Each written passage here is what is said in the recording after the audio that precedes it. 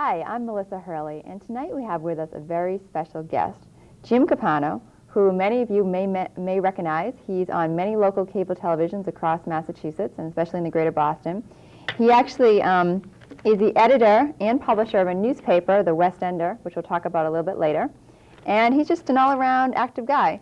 So, Jim, I want to thank you for being on the program. I appreciate being here, too. And we've had you on before. We've talked before.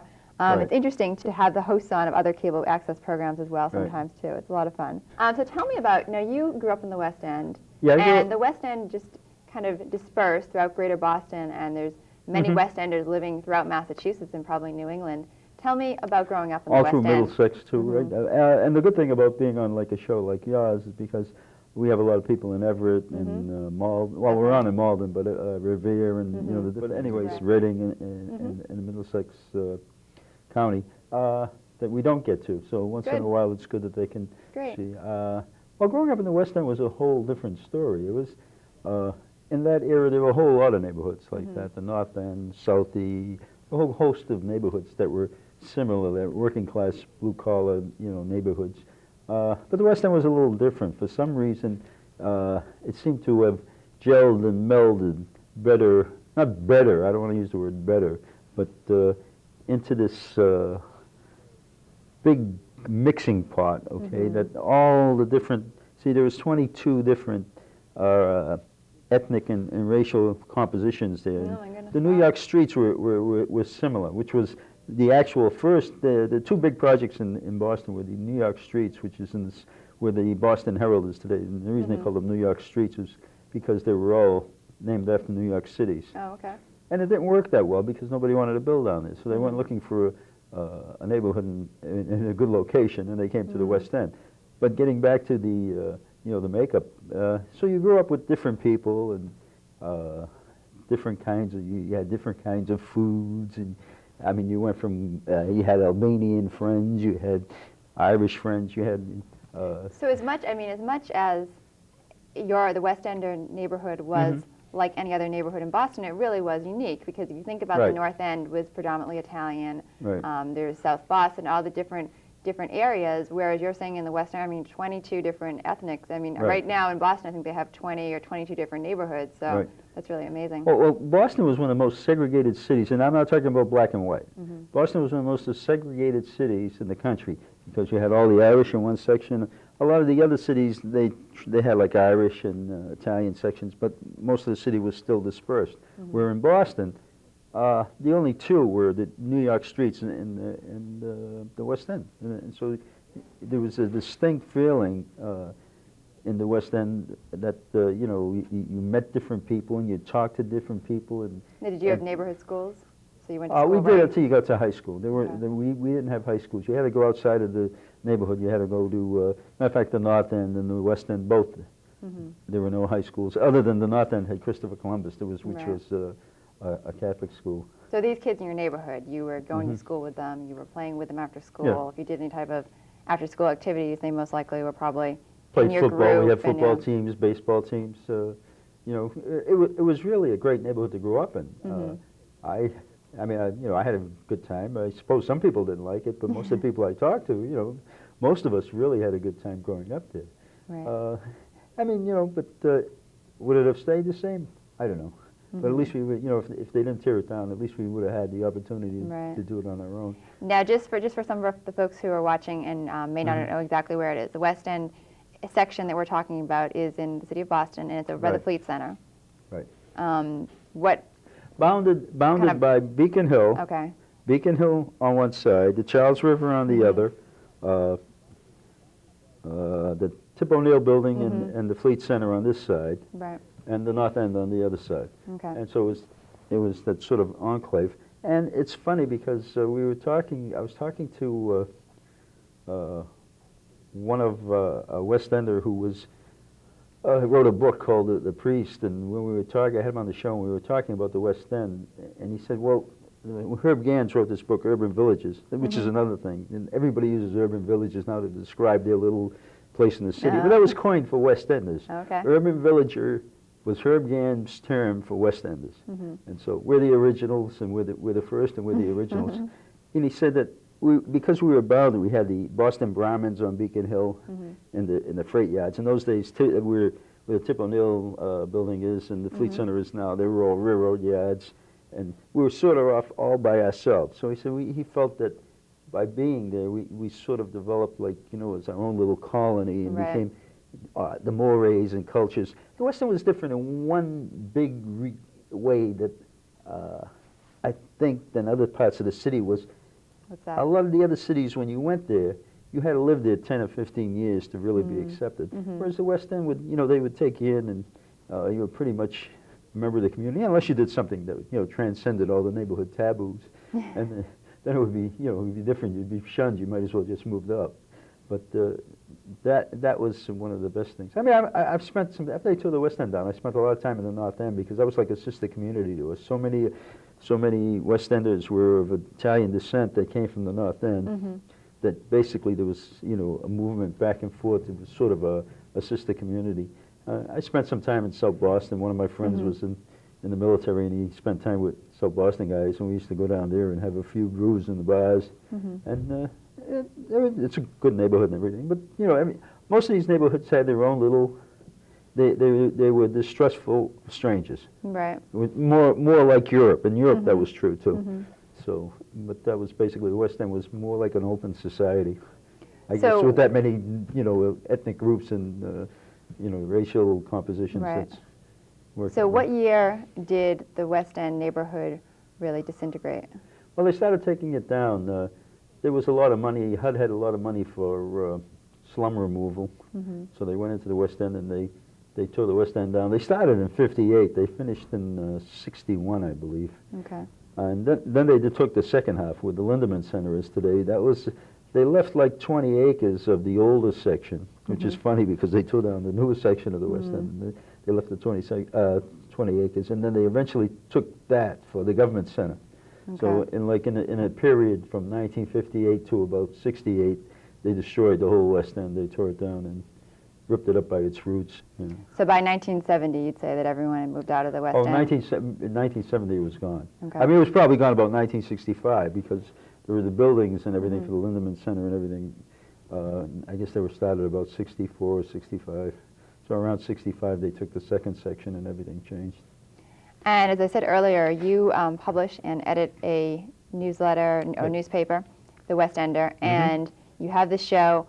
What started all this? When did you start, after you moved out and after you kind of tried to go back to life as normal, you probably decided that, there's always something missing and you were talking to your friends from the West End. How did you decide to do something about that? Most of us, like we all felt that we were the only ones that were missing the place.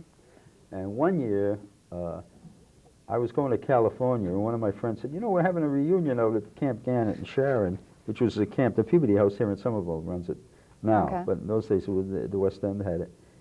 So they were going to have a reunion. In Sharon, is that what you said? Sharon, yeah, on Lake Massapequa. And I said, well, I can't make it. He says, well, see if you can, right? So when I came back, he said, well, we had a great time. And so I went, I said, well, I'll run my own one then. I went down there, rented the camper, and we had a cookout reunion. And I think about one of my friends went around and took down the names and addresses of everybody that was there, and there was about 125 of them. So I took the names. They were sitting on my table in my parlor, and so instead of every year having because I called everybody on that list up on the telephone, I said instead of doing it on the phone every year, why don't I just put together, and it was a one-page mimeograph, just the front. Right. In the West Ender, and I put it together and I sent it out. Next thing I know, there was 250 people on the list, and it was a page and a half mimeographed, not meaning Xerox, and then it was 400, then it was 2,000, and at the peak when we were free, and now we charge for it, but at the beginning that's very nominal. Yeah, it was nominal fee. We had like 4,200. Oh wow! And that was. It's developed. It's really it's an interesting paper because you have the benefactors and the patrons and all your supporters on there at the beginning. Right. So I'm sure when people look through it, if someone's new to reading the paper, they'll see someone they may remember. And then it has the news about the West End. And one thing that I found really interesting was you collected a lot of photos from other readers. And I mean, there are photos in here from, we actually found a photo of Jim when he was 16. There's a 16-year-old kid in there that's 16 years handsome. old, yeah. I mean, that's amazing. And then we have here summer of 1957, some fellows on a lake in Worcester. You have obituaries from people from the West End that have passed away. Unfortunately, we've lost quite a few people. There are not a lot of West Enders left. But it is nice, though, because at least you're keeping people that may know them. And then St. Joseph's Parish, you have the 140th anniversary, and you've talked about St. Joseph's a lot on your show. Yeah, that's true. Yeah. We've been very supportive of St. Joseph's because I was in the West End. Right. That was an institution that everybody right in the went West to. End, right? Yeah. And we even have photo identification. This photo ran in the last issue of the West Ender, September 2003. The young man in the second row, second from left, he's been identified. Oh, that's right. Someone wrote in to say that it was her uncle. That was St. Joseph's Elementary School, and okay. they had a class picture of it, and whoever sent it in, he put question mark on that one, and that's where, That's great. That's great. Yeah. So tell me about the paper. You're the editor. I'm the you do all editor. the stories yourself. Right. It looks like you have a few contributors. And Well, how do you decide on who's going to write the stories and if you're going to write Well, them? sometimes I write stories. Sometimes I decide that if there's something that I want to put in. I guess the one that was really telling was the time my brother died, and I wrote a story about him. It was like a front page obituary with his picture. And I got a lot of people called me in, and they thought it was very interesting. Or I'll go in, like now people send stuff in. If I have enough of their stuff, I put their stuff in because I believe that that's what everybody's looking for. See, when I first started the first newsletter, I thought it was going to be about what's happening today with their kids and who they married. And nobody wanted to do that. All they wanted to do was talk about the old days. That's so nice. That's what it developed into. So I let people, if I have to, I put in mostly their memories because that's what everybody's basically looking for. I'll put in contemporary stuff if I have to put it in for whatever the reason. Like say I think it's politically timed right now, or if I think that something should be said. But I basically leave it to the people that send in their memories. Well, that's right. I mean, I think that's these are your readers. You should let them decide how they want it. You know what else is really nice too is that for those that have children or grandkids, it's a nice memento to be able to give them, and to look through it, and maybe they'll see one of their school friends from school is in there, or maybe they'll see themselves like you did. We saw a picture when you were 16. Really nice to go show the grandkids and yeah, I did. I forgot them. I look like that. But this is great. This is great. So, did you start doing this and then you started doing the show? Or Yeah. Well, what happened was what went first? then we started getting a little political. Okay, we started. When at first I never thought we'd do anything but put out the paper and do memories. Right. And then under the Flynn administration, they decided to give us a museum and they'd do all this type of thing. So we started advocating and becoming more political. So that's basically, I said to myself, this is fine because everybody that reads the paper knows what we're talking about, but I'm preaching to the choir there. Right. I said, and I came down here, not because I wanted to start a show originally. I came down here, the Chronicle came down, they wanted to do a story on us. And they started walking, and they had one of these L-shaped mics. And I kept looking down at it, and we had to start like 5 times, then it started raining, so they eventually canceled the whole thing. So I said, So you're never on? No, never on. At that time, I've been on Chronicle about 4 times. Okay. So I said, what I'm going to do, I'm going to go down there. Let me take a few lessons and classes, get in front of the camera. You know what I mean? Oh, that's great. Get used That's to great. it, okay? Well, I was down here, and then Abigail was here, and she was very supportive. She said, why don't you start a show? I said, oh, let me say, I'll do one, right? And we did one, then we did 2, and then next thing you know, it's 170 now. You've done 170? 170. We shoot every month. Every month, right. So it's a monthly program. Is it half an hour? Half an hour, yeah. Half an hour. And you've had so many guests on. I mean, with do you try to keep one guest per segment? Yeah, well, not so or much have one guest. one issue anyway. One issue, yeah. We try to keep to one issue per segment. I had Ray Flynn on again last week. Great. Yeah. Great. I like Ray. He's a good man. Yeah, does he still have the radio show? I don't know if he still has the radio show, and I didn't ask him. You know, come to think of it, I didn't ask him, but he was just so supportive of us when he was mayor that I love the guy. And Well, tell me some of your favorite interviews. John O'Connor. Yeah, very nice person. Oh, great guy. Great guy. Which was unfortunate because 2 months, I had him on the show 2 months before he died. Oh, really? And we were sitting here talking about Ed Kelly, who we both knew. Matter of fact, he worked for John. And he's saying, Ed died. I said, gee, no, I didn't know. And 2 months later, John was gone. It's like, wow. Yeah. Unfortunately. It's a And they shame. were both great people. They were both great people. Now, because John grew up in Connecticut, so how did he relate to the West End? Well, John really wasn't a West End issue. Sometimes I broaden my show out, and I was one of the 10 signers on the electric deregulation fight. Ed Kelly got me, because I knew Ed before I knew John. Right. And Ed had me on as one of the 10 signers on the electric deregulation fight.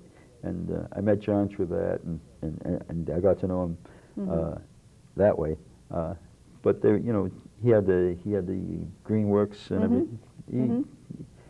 He was a good guy, really good guy. Ed Kelly was a great guy too. Unfortunately, like they say, the good die young. Right, right. So tell me a few other favorite memories of the it's going back shows. so long. And then we take like tapes of there was a feast in the West End. Somebody had tapes of the feast in the West End. We ran a show with the tapes. That's interesting. Yeah, we've run a lot of old tape. We find like 8mm tapes and we put them onto video. Yeah. And Those are yours, or do people send them in? People. Well, we take them, tape them, and send them back. And there's a whole host of them. I'm trying to think of who else we've had. City councilors on, and from Boston.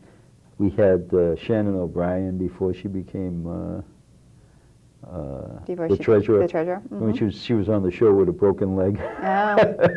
When she had the skiing accident. Yeah.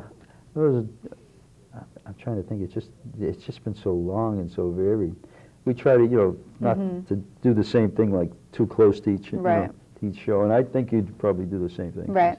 Well, that's great. I think you're doing a great service for everyone. I'm sure there are a lot of people that either do subscribe to the newspaper or maybe aren't able to and enjoy watching your show. A lot of people don't even know what the West End is anymore, especially like in the last couple of years. Most of the Herald and the Globe, most of the reporters on them, there's a lot of them leaving. Most of the institutional memory is gone. So I had a reporter call me up from the Globe the other day, and she was talking about, she didn't know anything about the West End. What is the West End? And here in Somerville, some people think I'm talking about the West End of Boston. I mean, the West End of Somerville. So it's strange, Well, let's talk about some of the West End place in the West End. And I know that I remember seeing one of your shows, and you had the groundbreaking. Oh, that was way so many back, people. Yeah. So we had and we saw all the photos, Ted Kennedy, and we had it. Bill Weld. Bill Weld was governor. No, we didn't have Tip O'Neill at that time. It was Bonnie Franks. I was sitting next to Bonnie Frank. We had Bonnie Frank, Ted Kennedy, the mayor, Menino. There was a whole host of them. I'm trying to think of Billy Bolger. He emceed the show. Yeah. It was like, he's a very funny man, whether you liked him or not. No, he's a whether you liked him or not, yeah. he's a good host. And unfortunately, the sound went that right when I and another West Ender got up to comment on what was happening in the paper.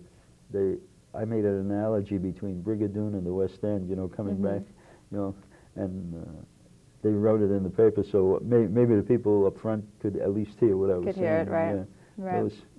It was a great groundbreaking, and it looked like we were going to go so far with this. Right. And in the end, we ended up in a lawsuit that tied us up for we fought over the preference for, which was, now that you look back, may have been a silly suit, and not silly, but just a suit that we couldn't have won. Unattainable. Yeah, unattainable. And because of that, our partners, the Archdiocese of Boston and Bob Keene, decided that we broke our contract with them, and they didn't have to give us the museum. And we ended up in another 5 or 6 years with the litigation, and we finally have it now, and we're trying to work through it. I can remember when you were you spent some time picketing for the West End. Yeah, we did some of that too. We Right. did that, and then we were out in front of the place, and fighting for our rights. I mean, Some people think I'm crazy. They think that, that I just want to go out and attack people, but that's not true. You're fighting for what you believe in, well, it's not even that. If you want to help me and you want to work with me, I'll never attack you. I'm the old time stand-up guy routine from the West End and North End. If you're good to me, I'll be good to you. If you're good to me, I'll be twice as good to you because that's how you get along. Right. Unfortunately, we had a fight for. If they're not going to give you what you deserve, you have to fight for it. And if you attack an institution, it's very funny because I always thought you attack an institution, you just you only attack them. But what happens is all of them, they all get together because they all intermingle with each other on so many levels that when you attack one, they circle the wagons, and you're probably the odd man out, and it gets very hard. So West End Place, that's the museum? That's the museum. Did it include any housing or anything else? No, it was just the museum? Totally dispersed, not dispersed, but we're totally separated from the housing. There's just the museum and the office spaces for the Old West End Housing Corporation and the West Ender. And that's, the museum that's a very large museum. It's a good size. It's a good size, yeah. Yeah, and you have plans to open it in the spring? Well, we have plans to open in the spring, but it won't be acting like a real museum, probably. It'll probably just be lectures and maybe a small, exhibits, things that we could put together. We have an exhibit that was at the Bostonian Society in 1992.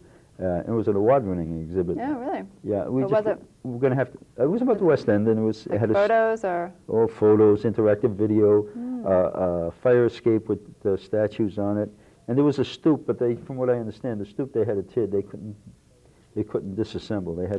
They had to break it up. But somebody said they had plans for it over at the Bostonian Society, so we could probably put it together. But that's going to cost money to reestablish. Right. But it'll be done. Everything will be done. It'll just probably take a little more time than I would like or other people would like. So it's painted. And what else does it look like? Is it just a big room? Well, we're going to need flooring. Okay, we need some kind of flooring, and if somebody out there wants to donate it, we're a 501c3 that it's tax deductible. We need if somebody could donate. To have lectures, we need about 100 chairs and a dais. If somebody wanted to donate some of that, and probably some video equipment, a large screen tape player or a DVD player where we could run some of the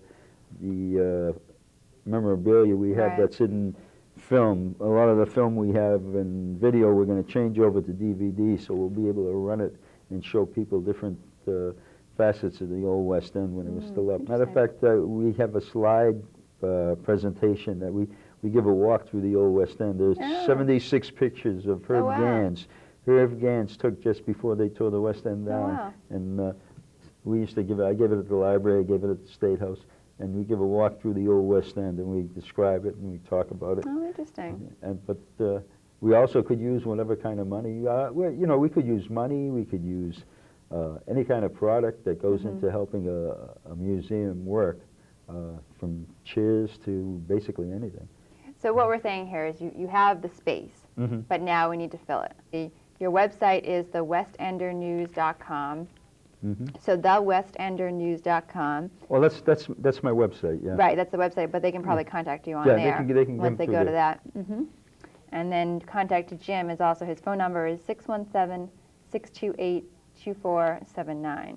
But it's really, it's a great property and it's a great piece of space. And I hope that you're able to get it up and running. And you probably also, there'll come a time when you'll need interns or just people to volunteer to show the patrons. Just like I say, right now we're trying to get the place built out, and when we get it, we're going to have probably a few dances, a few get-togethers for former West Enders, raise money and to solidify our roots. A lot of the people that I don't know if a lot of the people that I used to know are still alive because a lot of them are dying quickly.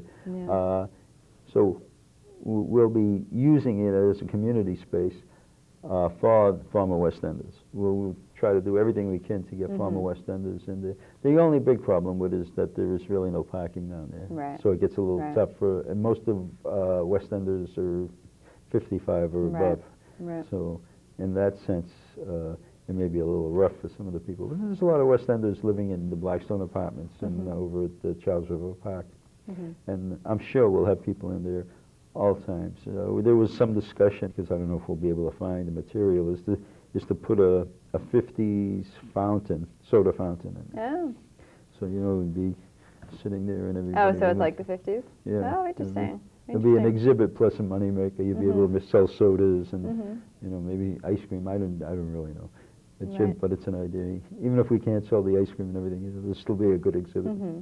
If we can find it, we'd have to, you know, scour all these different. You can go on eBay. Yeah, that's an idea. That's right. You know. So what's your long-term vision for the West End as far as the museum? You want it to be a working museum where you have the lectures, you have the social gatherings, you can place for West Enders to bring family, even West Enders who may have passed away, for their family to come, bring their children, what have you. Exhibits. There are a lot of ideas, and of course there's a lot of space between the ideas and the the reality. Right. So we have to close that up. But I think it'll work. It'll eventually. We'll eventually get it going. It may not go as fast as some of us would like. Right. But we'll get it done. Well, really, I want to thank you again for being on the program. It was such a joy to talk to you today. You've done so much. You have quite an active extracurricular social life. You know, you publish the West Ender. You have the West End show. You're a man about town. You're always for this cause and for that cause. The West End Museum someday will become a reality because of you, Jim. And you must have wonderful memories that you can. Oh, I do. Think about, it was a fun place to grow up in, and I guess I missed it a lot. Most of us missed it a lot. Like I say, we didn't realize. Most of us thought that we were the only ones that had that, it was hidden inside us, and nobody else had that feeling. But when we had that first reunion, we had. I'm not talking about the Camp Gannett one. I'm talking about we had one at Wonderland Ballroom where there's 2,000 people, and man, that was. Oh, 2,000 people came? Yeah. Oh my goodness! Wow. That was unbelievable. It was a great time, and it was the first time we really got together in that long. Did y'all have name tags with streets that you lived on? Oh, or yeah, how did name you? tags. We just had name tags. Yeah, it would have been a good idea with the streets on. Yeah, you're right. Because you don't see with someone for so long. There's probably some people you saw that they looked familiar, or you recognized the name, but you couldn't exactly place how you knew them from the neighborhood. Yeah, it was fun. The place was mobbed. It was unbelievable. Well, I want to thank you again. It was nice to talk to you tonight. And it's Jim Campano talking about the West End, and I'm Melissa Hurley. And we will have to have you back on the program again. We can reminisce another time. Sure.